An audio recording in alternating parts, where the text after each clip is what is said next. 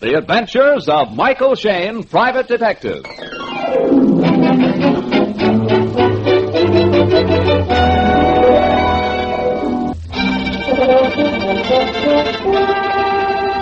The Adventures of Michael Shayne, Private Detective, starring Wally Mayer and Kathy Lewis.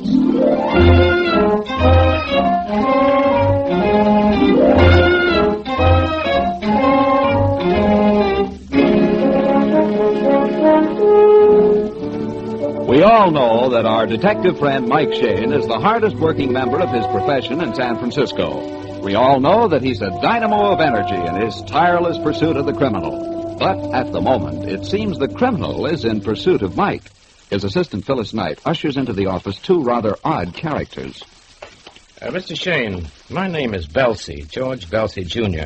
My friend here, Richard Stowe. How do you do, Mr. Shayne? I'm glad to know both of you. Gentlemen, my associate, Miss Knight. Hello. How do you do? A pleasure. Mr. Shayne, this is a very peculiar business call. I might say it took considerable persuasion on my part to get Mr. Stowe to come here this afternoon. Oh, well, it's so embarrassing. We handle many embarrassing problems, Mr. Stowe. Dick's problem is more than embarrassing. It's almost driving him crazy. You see, Dick is afraid he's going to murder me. Murder? Could we have that last chorus again? Well, I don't blame you, sir. Dick thinks he is going to murder me. Mr. Stowe is going to murder you. At least I'm afraid I might. This is not a practical joke, Mr. Shayne. Nor I'll be crazy. I'm not sure just when it started. I've been very upset in recent months. I guess I brooded too much. I'll say he did. Dick got so bad, I finally dragged him down to a psychiatrist friend of mine, Dr. Neiman. Mm-hmm. Neiman, yes, I've heard of him. Well, the doctor seemed to help me for a while. My health improved. But then I began having this dream. It's always the same dream. It never varies in any detail. It's the perfect crime. I kill Mr. Belsey in such a way that the police are completely baffled. Which could happen only in a dream, but go on. Well, George Belsey's office is up in the Commerce Building. On the ground floor is a cocktail lounge. Well, I dream that about 8 o'clock at night I go into the bar. I order a drink. I drink half of it. I tell the bartender I'm out of cigarettes. I go out to the lobby, but I don't buy cigarettes. I slip through the door on the left and hurry down a hall. I get into the freight elevator. Room 707 is right in front of the elevator. I open the door. I walk through two offices. George Belsey's room is the third. I see the light shining through his glass door. George is working tonight. I take out my revolver. I open his door gently, quietly, just a crack. George is behind his desk. It takes just one bullet. I close the door, wipe off the doorknob, and run back to the elevator. In a minute, I step up to the bar again. I ask the bartender to light my cigarette. I finish my drink. The dream is over. Well, that's really something for the scrapbook. But the dream is so horribly vivid that sometimes I don't know whether I've dreamed it or actually done it. I see. And you want me to set your mind at rest, Mr. Stowe? All right, I think I can show you why you couldn't commit a perfect crime. First, Mr. Belsey, are the bar, the freight elevator, and your office situated as in the dream? Yes, they are. Dick has been up to my office often enough to have the details straight. Mr. Stowe, would you have any motive to kill Mr. Belsey? Oh, no, not the slightest. Are you in any business deals together? No, my line is mining. Dick's is wholesale hardware. Mr. Belsey, do you work at your office every night? Oh, no, very seldom. No matter how carefully a murder is planned, there's always the danger of something unforeseen. Mr. Stowe would have to know which night you're working. Then somebody might notice him sneak out of the lobby. An operator might be working after hours on the freight elevator. And then there's the scrub woman upstairs to avoid, and the gun to dispose of afterwards. Yes. No matter what gun you use, the police would trace the bullet. You'd have to prepare yourself against all these slip-ups and a dozen others. Well, now, does that take a load off your mind? Yes, it does. And if you dream it again, Dick, just laugh at it, roll over, and go back to sleep. Really, I do feel better already. George, we'd better not take up any more Mr. Shayne's time. Oh, that's quite all right. Oh, we want to pay you. No, forget it. I don't charge for just talking. Oh, you've done more than that, Mr. Shayne. You've pointed out my mistakes. You've told me how to commit the perfect crime. Well, it's been a pleasure to meet you, sir. And Miss Knight. Thank you. Good afternoon. Goodbye. Yes, good afternoon. Well, this is just fine. Mike Shayne, consultant on murder. Hand me that phone book. Who are you going to call? Who do you think? That psychiatrist. Of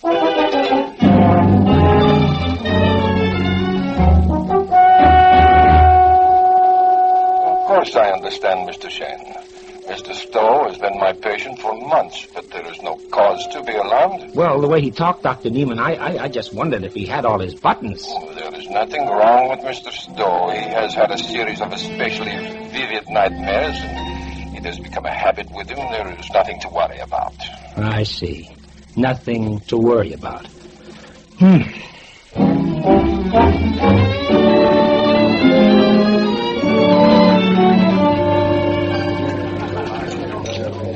I hope you enjoyed your drink, sir. Very much, thank you. Here you are. Much obliged. Good night, sir. Good night. All right, honey. Let's head for the lobby. Okay. Now, let's see. Mr. Stowe said the lobby, then the door to the left. Must be this one. And there's the freight elevator.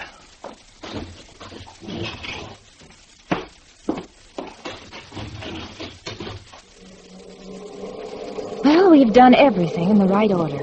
We had a drink in the cocktail lounge, we went through the lobby, we found the freight elevator. All checks with Stowe's dreams so far. Yeah.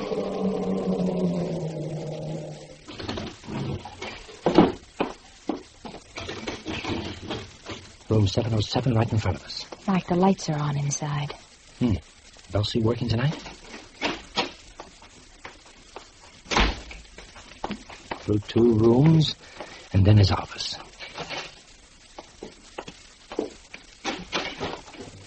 Mike, it's this next office. There's a man's shadow against the door. And it isn't Belsie's. No. Those shoulders look awfully familiar. And the angle of that hat. It's the inspector. Who's out there? Hey, Mike and Phil. What in the name Inspector, you're here on a murder? Why, yes. It's a man shot to death? That's right, but how did... One more question, Inspector. In that next room is a desk, and behind that desk is the body of George Belsie, Jr.? How in the name of everything did you know? I hate to tell you, Inspector. I really hate to tell you.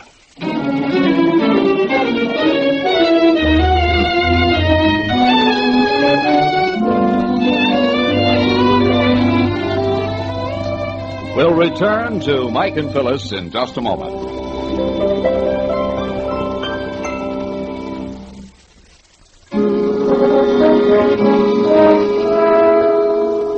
A man's dream of murder has turned into a nightmare of reality for Mike Shayne.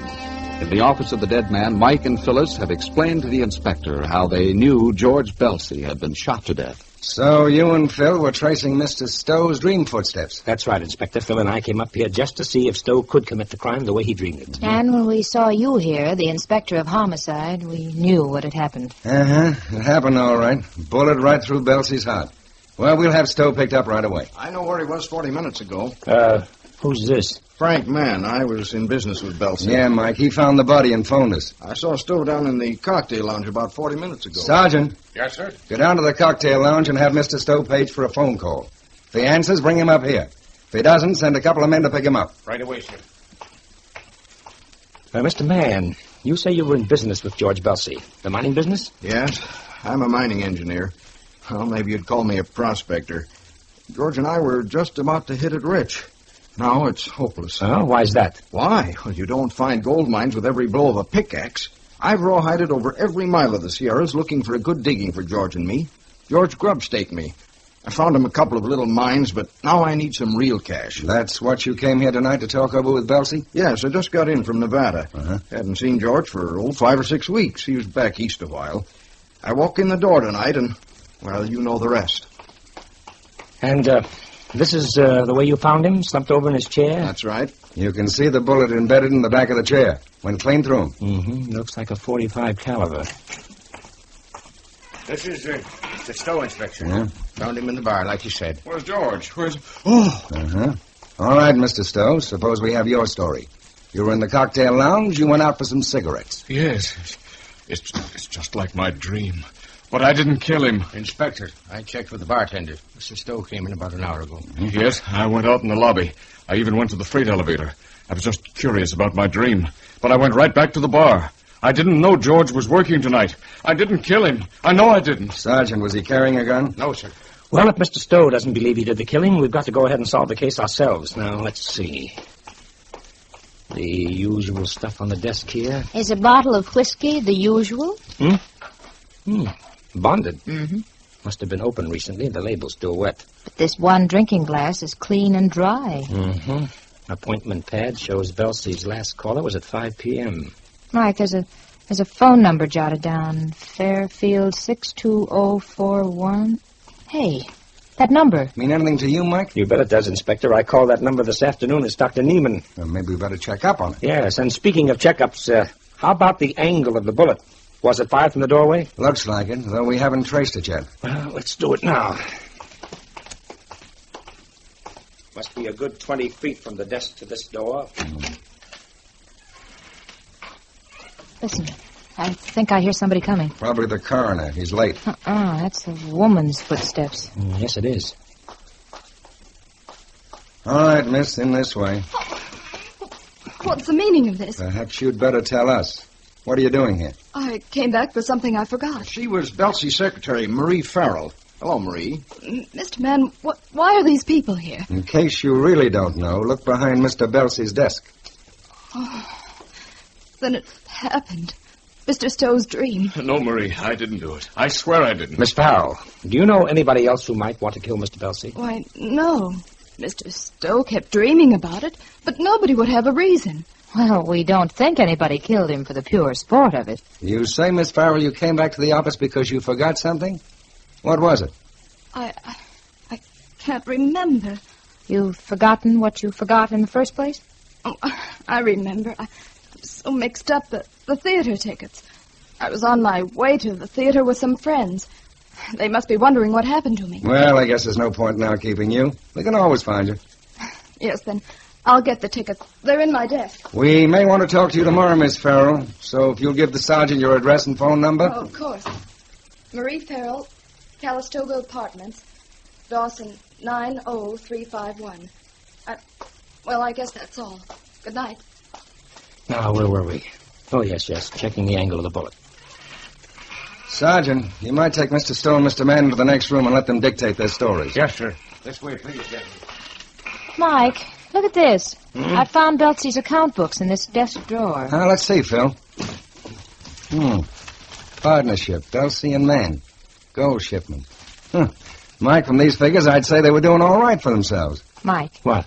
How's this little item for the third finger left hand? An engagement ring. Where did you find it? In this middle drawer. Look at this newspaper with it. Photograph with a blue penciling around it. Miss Carly Schaefer announces her engagement to Mr. George Belsey, Jr. of San Francisco. Right good-looking gal. It's a Pittsburgh paper 3 days ago. Must have been mailed to Belsey. Wait a minute. Huh? Hey, kids, look at this picture again. Miss Carly showing her engagement ring to some girlfriends. But now the ring is here in San Francisco. It's not the same ring. It's smaller, a different cut. Oh, how can you tell? It's only a newspaper photo. All right, look at it through this magnifying glass. Phil's right, Inspector. The Pittsburgh gal is wearing Belsey's engagement ring, yet he's got another piece of Cupid's ice in his desk drawer. For whom? Marie Farrell. Maybe she was after this ring. Could be. I think we better have a real heart-to-heart talk with that young lady, and right now. Mike, you forgot. She's gone to the theater. All the better, my dear. Meanwhile, we can have a look around her apartment. Sergeant. Yes, sir? We're going to see Miss Farrell, the Calistoga Apartments.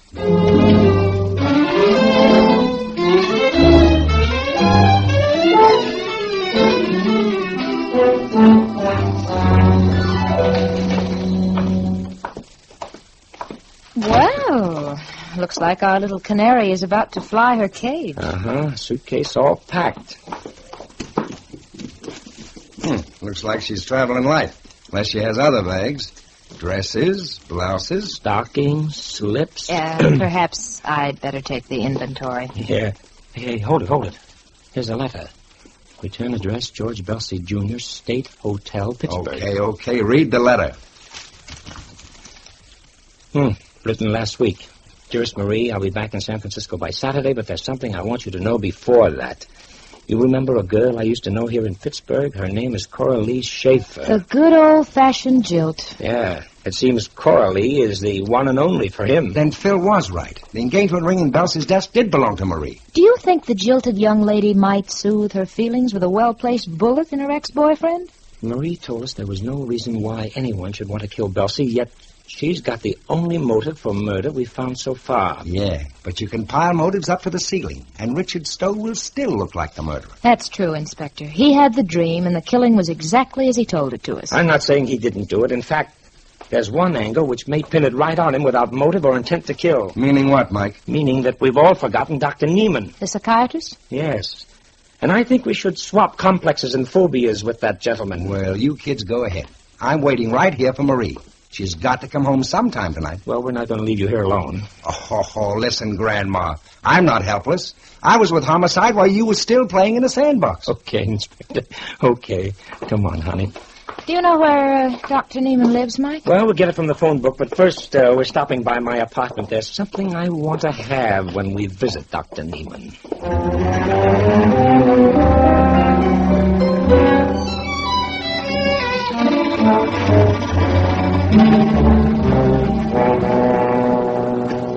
Of course I remember you, Mr. Shayne. You telephoned this afternoon about Mr. Stowe. May I ask Dr. Neiman if Mr. Stowe has talked to you this evening?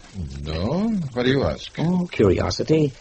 I'm interested in that nightmare which has been troubling Stowe. The details of the dream to kill Mr. Belsey was so complete. I asked, Doctor, when Stowe was talking to us, he seemed to think it was the perfect crime. So? The perfect crime? In fact, Doctor, it looks like the dream was too much of a temptation for Mr. Stowe.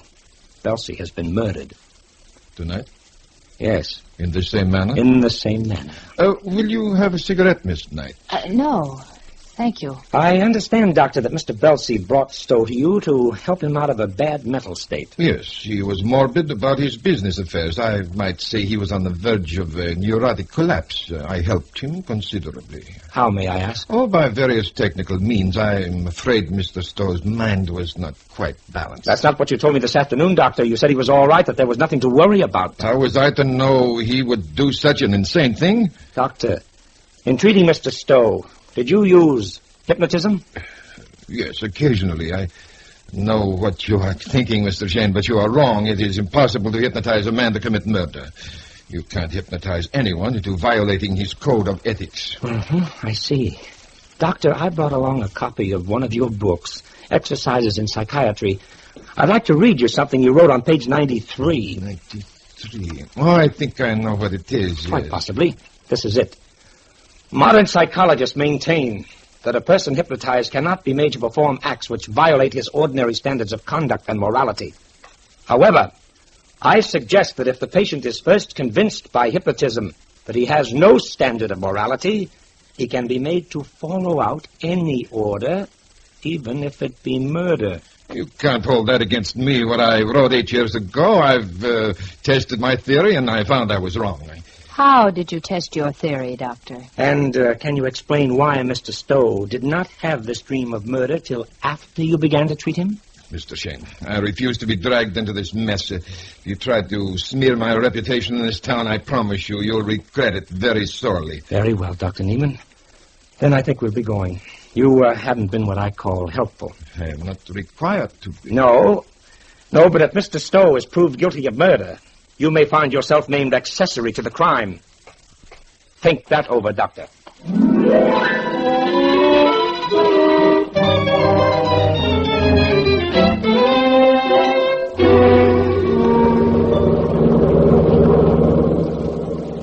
Why so quiet, Mike?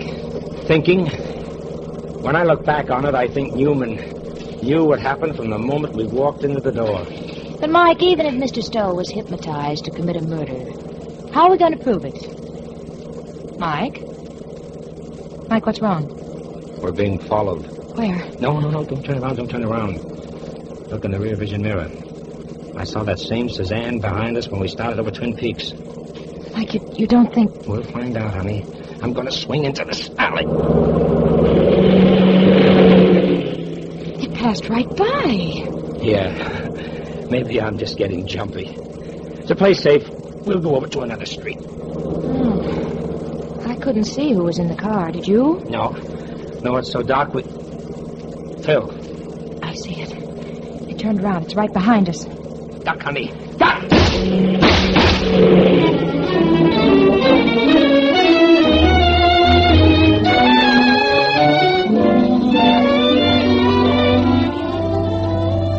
In just a moment, we'll return to Michael Shayne and his adventures.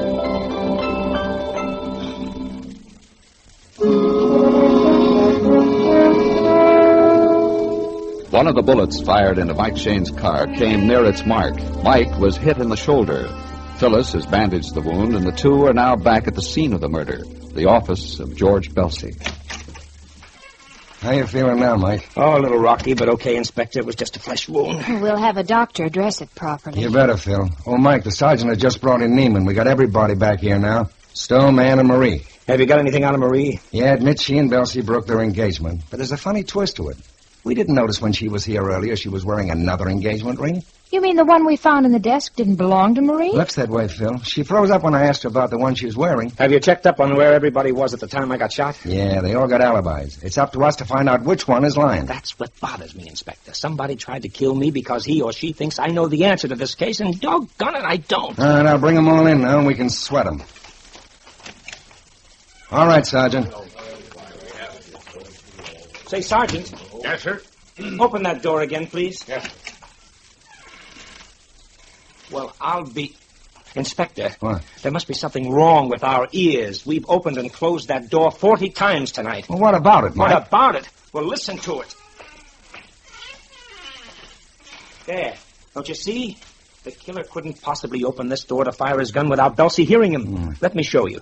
I'll step outside the office and close the door and then open it again.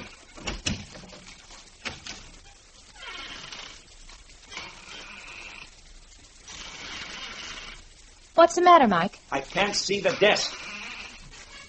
Look, the door has to be completely open before I can see the desk. That means the killer practically had to come into the room. I catch. Belsey must have seen him, but he didn't jump up or try to escape. He just sat there, paralyzed with fright. Wait a minute. We've skipped a big point here. Belsey was hit by a .45 bullet. That would knock an elephant sideways. Yet he stayed there in his chair. Yeah, you're right. The nervous reflex alone would make him jump out of his seat. Unless he was unconscious. Inspector, what? We've assumed all along that the whiskey and drinking glass on the desk were unused. I'll bet my gold bridge work that the killer cleaned and dried that glass. Belsey took a drink that was drugged. That's possible, but there's still the main question. Of who did it. All right. Mr. Stowe dreamed of the killing. Marie, I believe you indicated that you knew of his dream. Well, yes. Mr. Stowe talked about it so much. And Dr. Neiman knew it, of course. And you, Mr. Mann. Well, Belsey joked about it with me once or twice. So everybody knew of Stowe's dream and could take advantage of it. But here's the point. I practically accused Dr. Neiman of hypnotizing Stowe to commit the murder. I still deny it. And I believe you, sir. I've been thinking it over the past few minutes. Dr. Neiman has never been in this office. We checked on it. He couldn't possibly hypnotize Mr. Stowe and give him all those detailed directions about the cocktail lounge and the freight elevator. Yeah, that makes sense. The same reason would rule out Mr. Stowe. If he killed Belsey, he would do it exactly as he dreamed it, which is not the way the murder was committed. No, Mike has demonstrated that. Huh? By the opening and closing of the door, and by the probability that Belsey was drugged. Marie, you are the prize suspect except for two things. You didn't know Belsey was working tonight because the last appointment jotted down on his desk pad was for 5 p.m., and you were not in your apartment when Miss Knight and I decided to call on Dr. Neiman. So you couldn't have followed Mike there or try to kill him afterwards. But that also goes for Frank Mann. Not quite, Inspector. He did hear us say we were going to Marie's apartment. He followed us first to her place and then to Neiman's. No, you're wrong. Frank wouldn't kill Belsey. He's not a murderer. Oh, so now it's Frank. Oh. You've dropped the formality. Miss Farrell, that engagement ring you're wearing, Frank Mann gave it to you, didn't he? Yes. We're going to be married. I suppose you'll make a crime out of that, too. It's a very expensive ring, several $1,000s. If you're broke, Mr. Mann, and Belsey was grub-staking you, you couldn't possibly afford that ring unless you knew you were taking over the gold mines of your dead partner. You can't prove a thing. You can't convict me. You've convicted yourself, sir. You were the only one who knew Belsey was working tonight because you had an appointment with him. You killed him, then called the police. Well, the police are still here, ready and waiting. How about it, Inspector?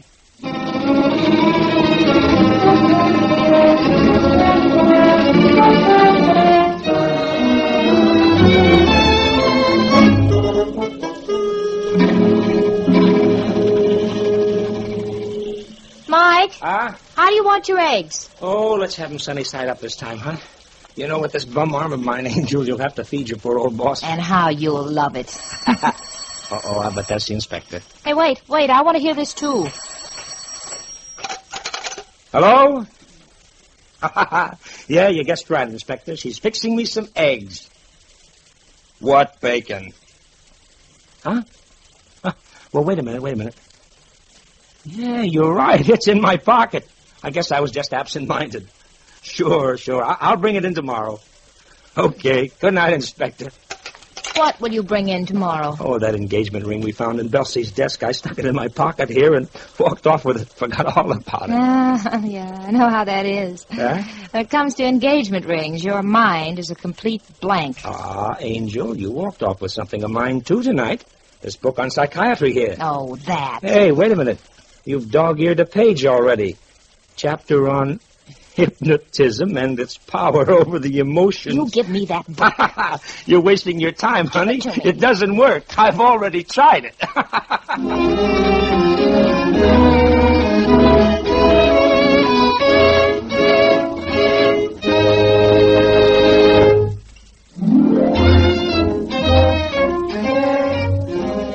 Tonight's story was written by Richard DeGraff and based on the character created by Brett Halliday.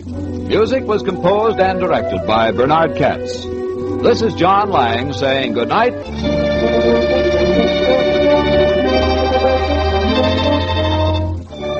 This is the Mutual Don Lee Broadcasting System.